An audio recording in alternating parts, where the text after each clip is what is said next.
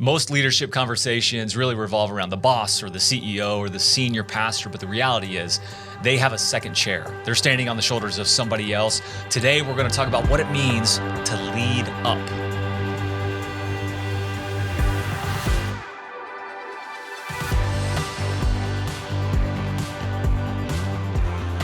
All right, welcome to Leading Forward with Nick and Jeremy. We're so glad that you have joined us today. What an honor.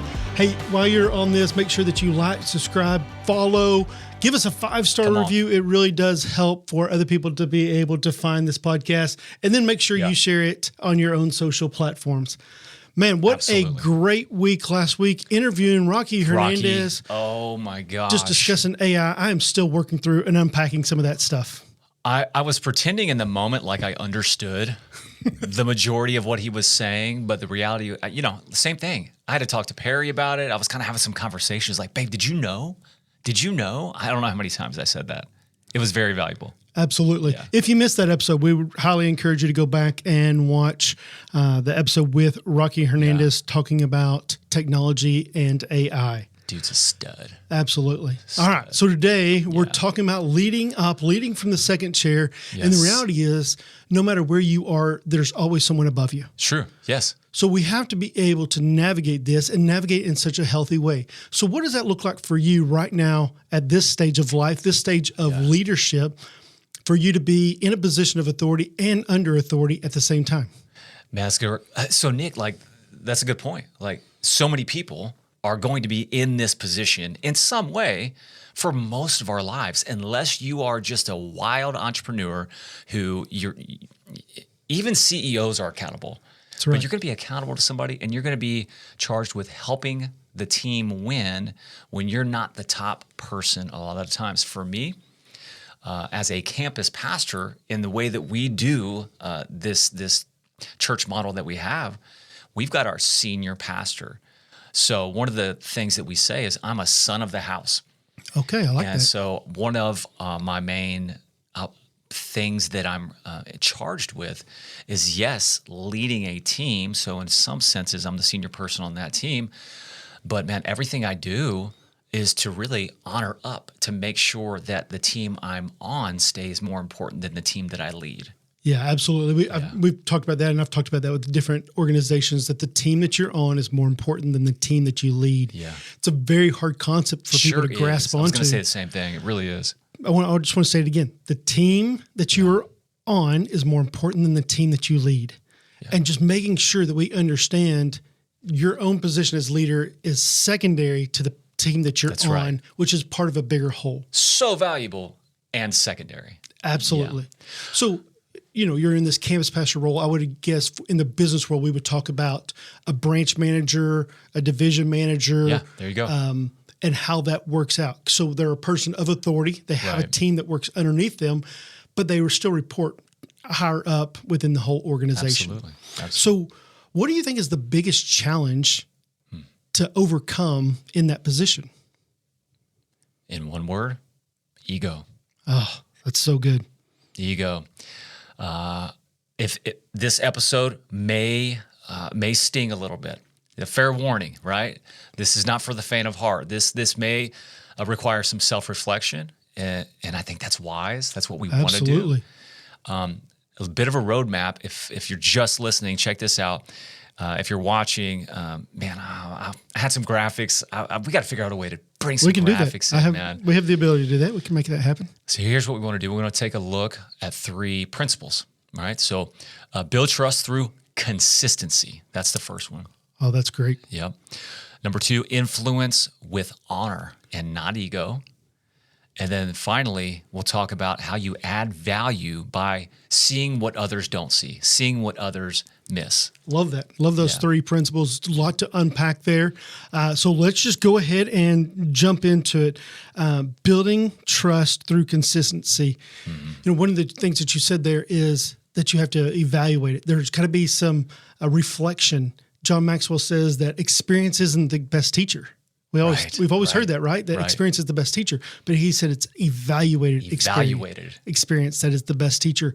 So we have to have some heart reflection, some mental reflection, some reflection of who we are and our own character, our own ego, our own desires to make sure that they are in check. And are we always learning, growing, getting better? That's right.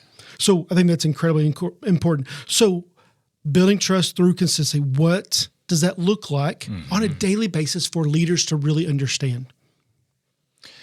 I think if you have been in a position where you've not done well at this, which is probably most people at some point, especially if there's a lack of trust, if you're second chair, and when we say second chair, it could be third or fourth chair, it could be someone who's not the main decision maker. You've probably had some experiences where, the person, you haven't filled the gap with trust. And, whether it's for cause or not for cause, there was a time when I was with the U.S. Marshal Service, Nick, and I was new to a team. I was appointed as the team leader for it was Charlie team. It was in Arlington and Mid-Cities here in the Dallas area. And I had an assistant team leader who was the number 2. He was second chair, but he was amazing. He was wise. He was a fantastic leader. His name's Tony. And we were on a operation one day, and I brought in another person to help us with some technical parts of the investigation without getting into too much. They were helping us locate using technology. Right. And I started making some decisions on what the team should do based on this guy who was riding with me and some intel that I was getting, and I didn't properly filter it through the process that I normally do. And so when it was time, I said, go, go, go. And we went into a situation, honestly, that was cringy. It was an apartment complex. We got the guy. Everything turned out fine. But at the end of it, Tony said, hey, you got a minute? Meet me over here in this parking lot. Wow. And he says, and he had the huevos rancheros to come in and say, you know how cops do. We pull up window to window. And he's like, hey, so how do you think that went? And I'm like, Tony, I know what you're going to say. I know. He's like, hey, it's okay. But like, that can't happen again. And man, it was a sobering moment for me to put my ego down and realize, man, there are important things at stake here. And in that situation, it was potentially lives, but in everyday situations, whatever team you're on, man, there's the mission. The mission is at stake. The team is at stake. Yeah. Two different things there, consistency and ego. And so we'll hold off on the ego part. Right. But on that consistency part, Tony had been a consistent player on your team, a consistent leader on your team. He was consistently having your back. Yeah, he did. And so often as leaders, when someone new comes in, we want to take their opinion because it's fresh, right, rather than the person who's been consistently with us, knows the pattern, knows the mission. They know the vision of where we're trying to accomplish. And often we take the new voice over the one who's been consistent. So true. Yeah. So, and I think that consistency is a leadership developed skill. Yes. It is a skill that you have to develop as a leader. And by consistency, it is consistency, communication, relationships. Are you always building? Those are leadership skills. And consistency builds over time. Those little small drops in the bucket add up over time. I'm writing this book and I'm trying to get finished with it. And it's big dreams, small steps. It's that small steps add up over time and they pay huge dividends. That's right. It's the old adage, would you rather have $1 million a day or a penny doubled for 30 days? That's right. So a penny goes 1, 2, 4, 8, 16, 32, 64. A weekend and you only got 64 cents. At day 25, it's only 400,000. Yeah.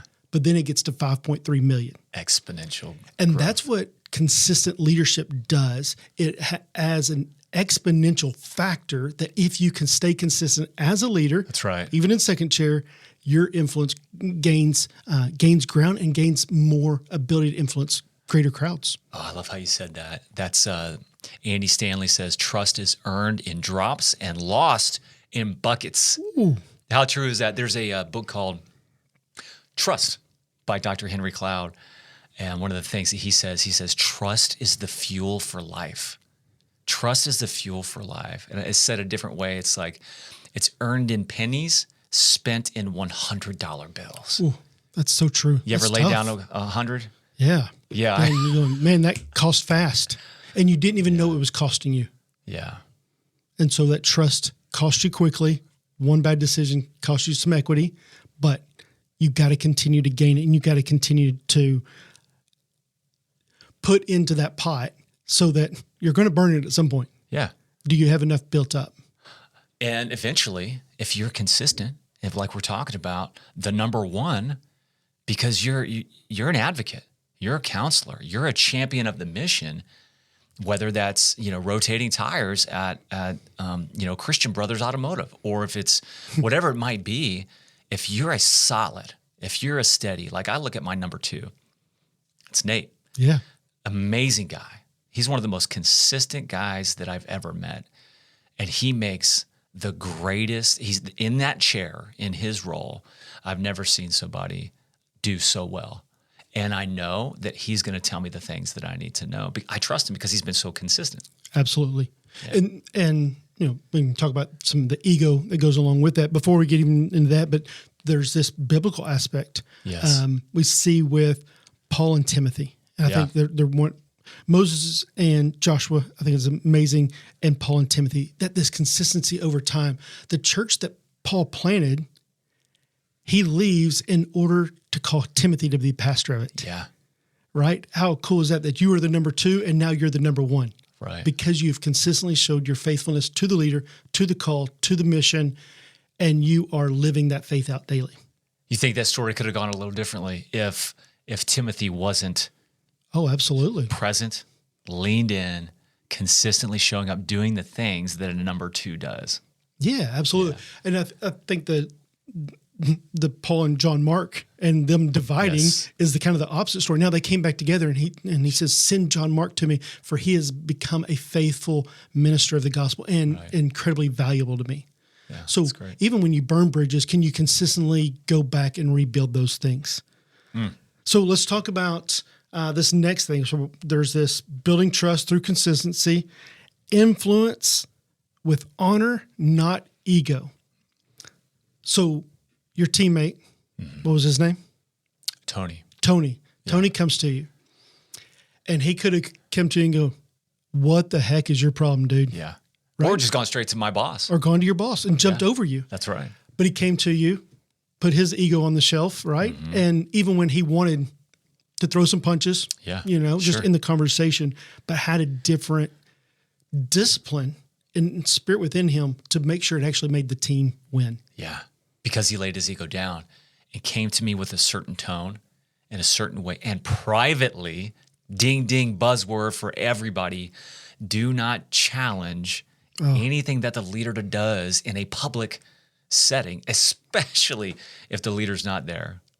Oh, yeah. The two different things there, right? Yeah, right. Two different components of that. If you haven't had the private conversation, don't say it publicly with them there or without them there. Exactly. Never, ever talk about anybody that's above you when they're not in the room, right? And so when you bring dishonor to them, you don't bring dishonor to them. It shows your own character. And I think that's what's incredibly important. In any time you dishonor your boss, you are setting yourself up to be dishonored by anybody that you lead. Because your team sees that. Absolutely. And then if you do one day get the boss spot, man, that credibility, that trust, it's just not going to be the same. It's not. Yeah. So the other part of the ego is the leader's response when the second chair comes to them. Very good. Right? So you could have said, "Tony, it's my call. Shut the heck up. Get in line, dude." Right. But you had enough humility to go, "You're right. I want to receive that. I want to hear that." So there's the humility amongst the second chair who's bringing it to the leader, and the humility amongst the leader who's receiving it. And both parts are incredibly important. And if you are the top man or woman in your organization, industry, region, field, listen to this, lean into this. If you don't have a consistent mechanism, scheduled opportunity, and method of having that feedback from somebody who you trust, That's on you, bro. That's you. You're saying, I don't want to hear. I want people to gossip about me. I want toxicity to build up. If you're not providing a channel for your number two to come in and trust you with some things that they're seeing and hearing. If you cannot hear feedback, it's on you. And you are creating something incredibly toxic in your relationship. So when thinking about this influence with honor, this humility piece, one of the things that I learned recently is the word humility is not a Greek word. It's not a Latin word. It was a word that Paul created in the book of Ephesians. Okay. He coined the term. He created this word. He put two words together, created a brand new term. There is no other use of this term outside of 4 places in Scripture. Okay. 3 of them are in the prison epistles. In his humility, while he is in prison, he speaks of being humble and having a humility before the Lord. That even the Philippians 2 do not consider Christ not consider equality with God something to be grasped, but humbled himself. That phrase used there. And the other time it's used is in Acts, I think it's 20, when it's talking about the church of Ephesus. Okay. That's good. Acts is written after the prison epistles. So this idea of humility is a biblical principle that is not found anywhere else before then. Wow. So okay, so let's talk about some discernment with that. Let's stay on that just for another minute. And we're talking about honor. And laying down ego and making sure that we influence with honor. If there's a tension, if you don't agree with what the boss is doing, like speak to that for a second. Like what are some things that you could do or should do when you don't agree necessarily? So is it a preference, a policy, or a priority? Oh, that's okay. Is it a priority of who we are as an organization? That we're going outside of our mission, our culture, that you're breaking something there? Is it a policy that you're breaking, which is how we go about things, not really our mission critical, but how the policies and procedures, or is this just my preference? What would you say for the preference? What should you do with that? The preference is, I like it this way. Yeah. You should have done it my way, right? And your way may be the best possible way to do it. Yeah. But it wasn't your decision to make. That's right. And so did they violate core of who you are? Did they violate policies and procedures, or did they just violate you? Wow. Because of what you wanted? You know, one of the things that really working to unpack for my own life is Proverbs says, it is to your glory to overlook an offense. Yes. Proverbs 19:11. It is to your glory to overlook an offense. That's right. We live in a world that wants to be offended by everything.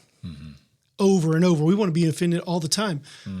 So true. But there's something that is powerful when you can overlook an offense and put your ego aside in order for the betterment of the team.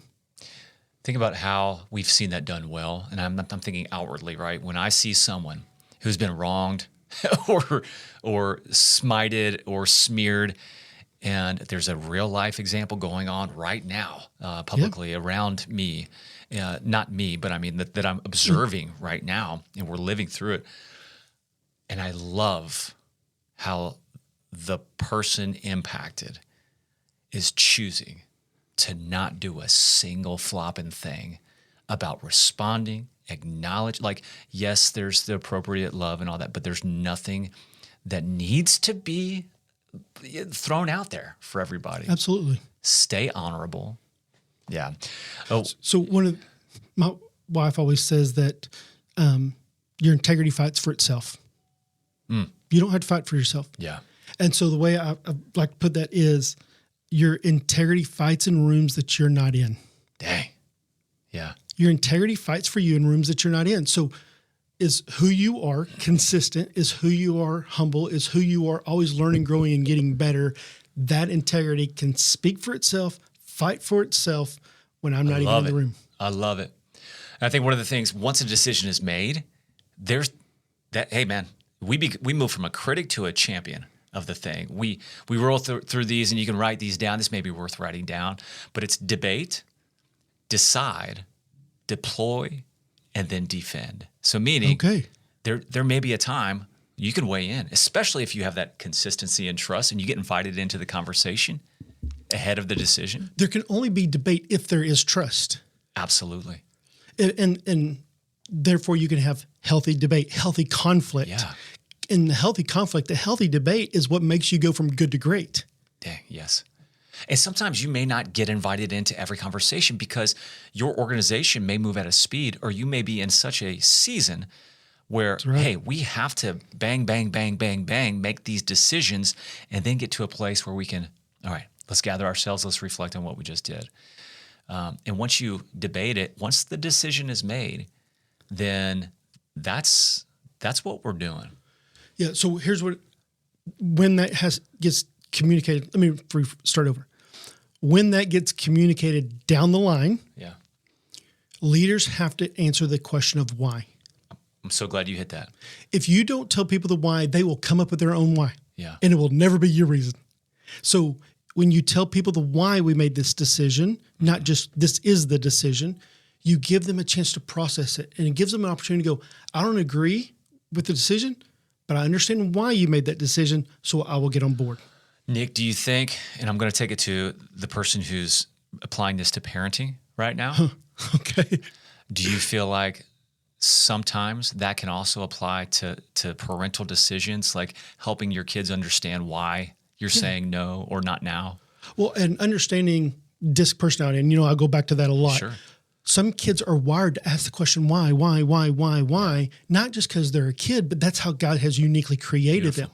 There are people on your team who like to know why and how and understand the depths of the layers that not everybody wants to understand. So yeah, being able to tell your kid, hey, this is why we're making it, gives them the knowledge and the understanding for how they make future decisions. Yeah. Yeah, good. So if I'm a parent who's consistently saying, because I said so, consider when it's appropriate and when it makes sense, unpacking a bit of the why so your kid can help digest the reasoning for this.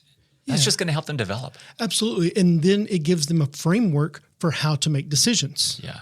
And so that's true with your team too. When you just say, this is our decision, y'all better get on board with it, and you don't help them to understand, then they don't know how to make decisions in the future that align with the company's core values. And then months or years down the road, you're the lid because you're the chief decision maker. Groeschel says this, your organization will grow at the pace and at your same ability for you to push decision making down into your ranks, down and down and down and down. Yeah.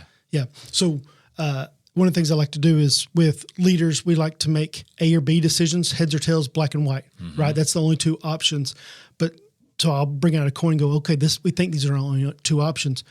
But then I'll bring out a dice and go, as leadership team, we have to get to answer 4 and 5. Yeah. And we really don't even like 4 or 5. So then I bring out this 12-sided dice and go 9 and 10 are actually great answers. We're actually really happy with 9 or 10. Then we go back to our team and give them two options. Do y'all want to do 9 or 10? Give them some buy-in. They get to make the decision based upon we did the hard work behind the scenes of not just A or B. Man, we I got love to that. 9 or 10, which are great options, and then allowing them choose and then own it. You know what I love about that is the leader's going to form the why, the vision, lay the vision. He's going to direct that. But then when it comes to strategy and decisions, you can open that up a lot of the time to the team. You're the why, they're the what. Yes. They're the how sometimes. Absolutely. So one of the other things that I think is really important about humility, ego, and really understanding influence is you sit in a staff meeting, you sit in a business meeting, and you don't like how things are led. You don't like how things are run. You don't like the decision that was made. You have to choose at that point how you will respond. Mm-hmm. You have to choose that I will choose positivity. I will choose to learn, grow, and get better out of this. I will make notes. I remember being in meetings with different organizations and having, if I'm ever in charge, notes. I won't do this. I will do this. That's healthy. Yeah. And I just created this list. But then I had there was this this real temptation of what I was going to do with it within my own spirit. Yeah. And so one of the things I wrote is leaders see obstacles as opportunities to get better. Small-minded people only grow bitter. You can get better or grow bitter. It's your choice. You get better, you build bigger, you look back, but you focus forward. That's right. And so Great every words. day when we're in these situations, we can get better going, I can't believe they made another stupid decision. Or I will get better. I will invest in myself. I will continue to get better. I will use my influence where I can and know when to shut up. Love that. And, you've, as a pastor and in the business world, you've probably encountered many people who said, similar things. There's a frustration. It's growing. There's a history of this. Man, would you say there's value in them evaluating their role on that specific team? Hey, maybe it's not the right team for you. What do you think? Absolutely. So there's been times I've had to fire people. It's never fun, right? No. When you have to let someone go off your team. But when we went through the process and we did all these conversations and all this eval and went through, it actually created a freedom for them. That's right. Because they were living in a place that was outside of their strengths, outside of their real passions. So moving them gave them a freedom to go do what they're great at. And so I think that's important. It's okay. We talked about this a few episodes ago about how do you hire and fire. Sometimes those hard conversations give people the freedom. That's right. So I do think it's okay for coming out of a meeting, you've been told this information, here's the decision. Go one-on-one with your boss and go, will you help me to understand? I'm not questioning the decision. I just need to understand a little bit more. Absolutely. I want to be better aligned with who we are. Can you help me understand how you got there? That's appropriate, and I think it's valuable. We all have something called a flinch response when we receive feedback or hear a decision. And I think we're wise to pay attention and even ask for feedback from our boss or downline or peer.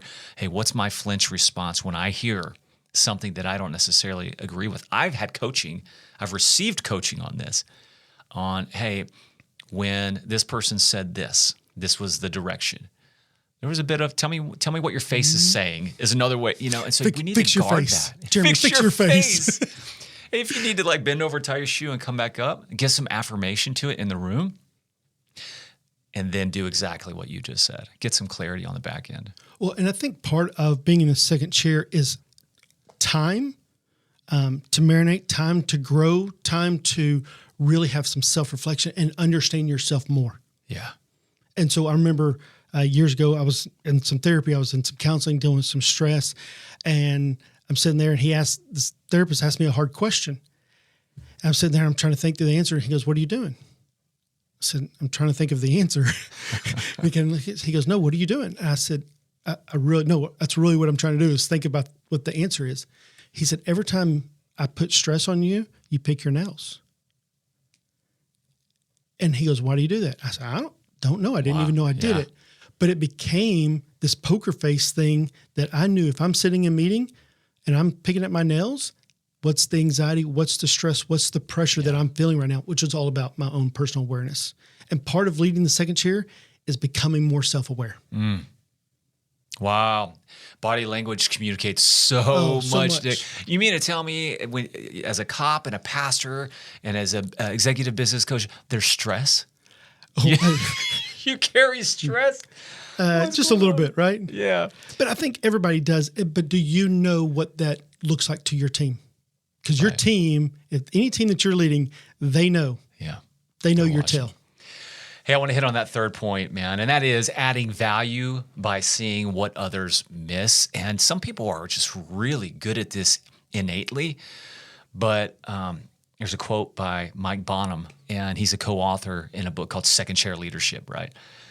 Or Leading from the Second Chair. And the quote says, the role of the second chair is to complement, not compete.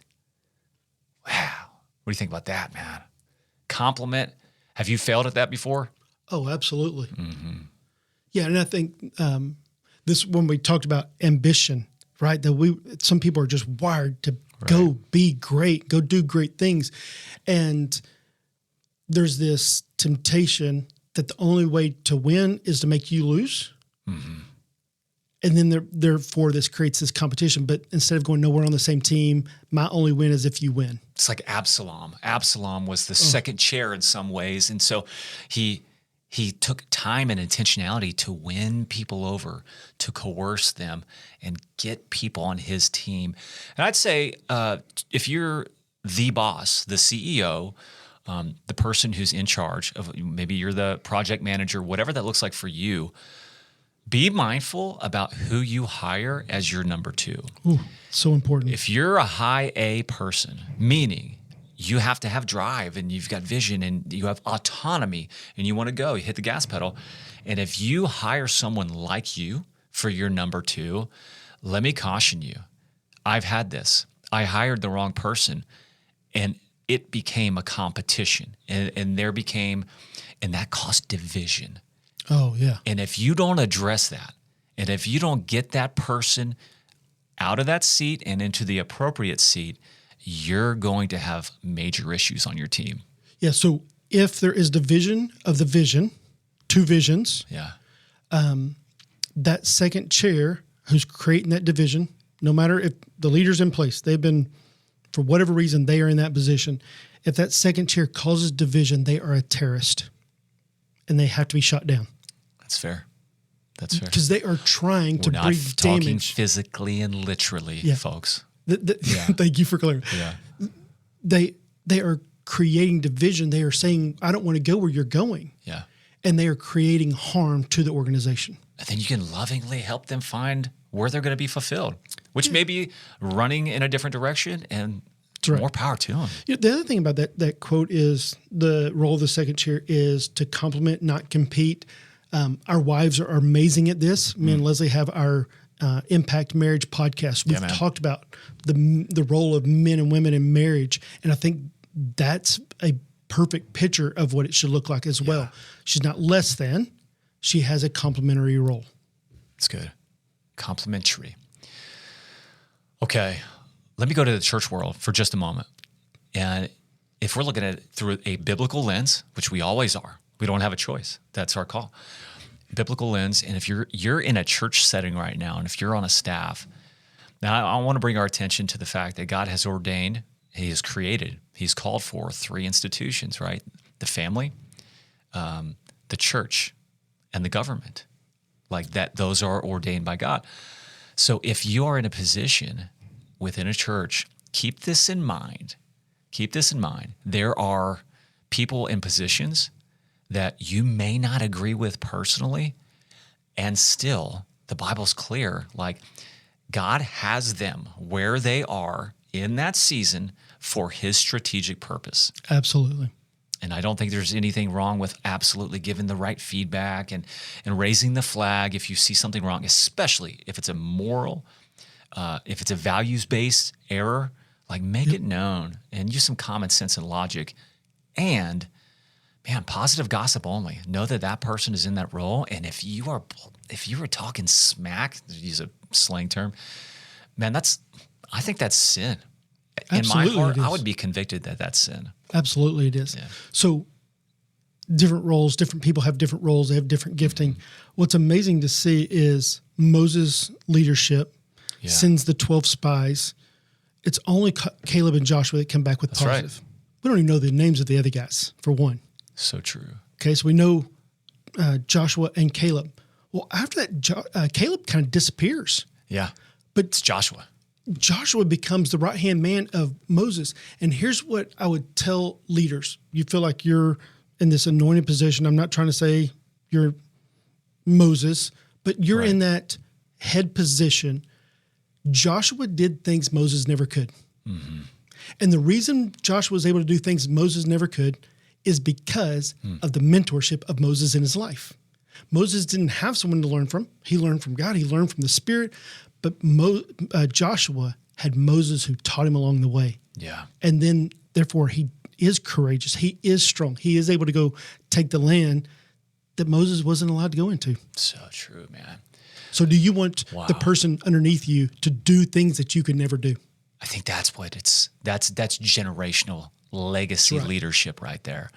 is trying to figure out, hey, how to advance the mission, not your contribution as a person to the thing so that you can be remembered, but it's how far can I get this, and then who can I slingshot? Absolutely. Who can I launch? How many people? How many people can I send out from here? So if you're CEO, if you're the boss, and if you're not taking people with you, and if you're not looking through a lens of who am I developing, who's next, who's in the pipeline, who can I empower to do more, go further, just like Moses and Joshua, fantastic example, consider doing it. Absolutely. Yeah. And then the last thing I would just tell them with that, whether you're a branch manager, a campus pastor, a division leader, whatever that looks like, honor up, speak well, lead up so that the people below you are willing to follow you. Amen. And I think that's really what leading forward is all about. Love it, man. Love it. Hey, thank you so much for joining us this week on Leading Forward. Make sure to like, subscribe, share this with someone you know. Yes. Always find ways to get better, continue to learn, continue to grow, and always lead forward. Thank you for leading forward with us. If anything you heard today was helpful for you or your team, follow us so you don't miss another episode. And don't forget to share, rate, and review the podcast. We'll see you next time.